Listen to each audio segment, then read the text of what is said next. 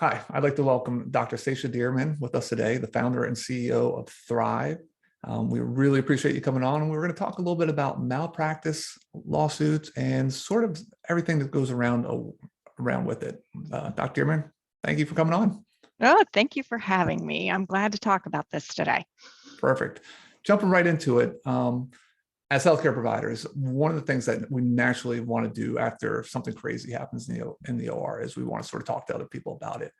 But when it comes to a real adverse event where there might be a lawsuit down the line, is there certain people that we can talk to? What can we actually discuss with them about the adverse event? Well, that's a really good question. I think I would think about things in kind of several categories. First of all, there are people you absolutely should talk to in the case of an adverse event in the OR. I would say that you definitely want to reach out to your risk manager if you have one, which if you're in a hospital setting, generally you will have access to a risk manager. And you need to make sure that your medical malpractice carrier, your indemnity carrier, is aware that there's been an event that you're concerned about. Whether or not this results in a lawsuit down the road, it's good for them to be in the loop right from the beginning. And then most physicians or other practitioners, I would recommend that they speak with whoever they most directly report to. So maybe that's your department chair, someone like that, and let them be in on it. You probably want to talk about medical details, right? Like, did I do the right thing? Those sorts of questions emerge from us after an unexpected event. And I would say want to be choiceful about who you have those conversations with. So if your medical director or this person immediately above you is someone you trust and you're going to them anyway, you can have one of those conversations with them, right?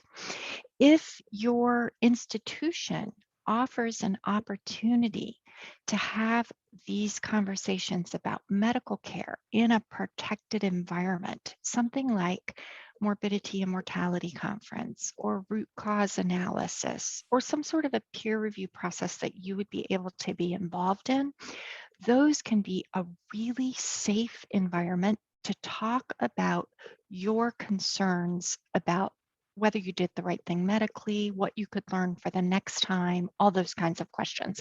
And I say a safe environment, I mean is that typically is a legally protected conversation. In other words, it can't be subpoenaed. That conversation can't be discovered down the road in the event of a malpractice lawsuit. Now, you may also want to talk with somebody about how you're feeling, that you're feeling afraid or ashamed or wondering if you ever should have gone into anesthesiology to begin with, right? There can be all those very normal questions. I would suggest that you carefully and choicefully decide who to talk about that piece of things with as well.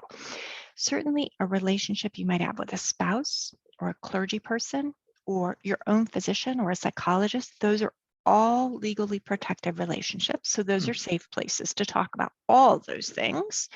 But you might have a colleague whose opinion you particularly value or who's been a mentor to you and somebody you really trust to be supportive. That is someone you can go to with that sort of concern as well. I'm someone you can come to with that sort of concern.